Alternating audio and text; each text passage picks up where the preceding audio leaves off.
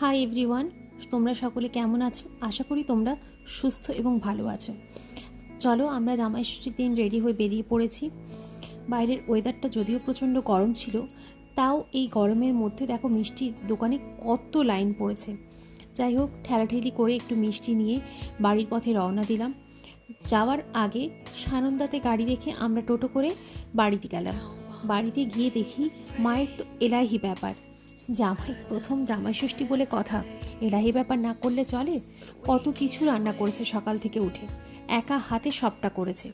দেখো, আলু ভাজা, পটল ভাজা, মাছ ভাজা, ঢ্যাঁড়স ভাজা, ডাল, পোস্ত, মোরলা মাছের ঝাল বাটনা, চিংড়ির মালাইকারি, ইলিশের ভাপা, চিল্লি চিকেন, মাটন, চাটনি, আর তার সাথে ফল, মিষ্টি, টক দই, আইসক্রিম, কোল্ড ড্রিঙ্কস, চকলেট, এগুলো তো আছেই। অবশ্য শুধু জামাইয়ের জন্য নয়, আমার জন্য কিন্তু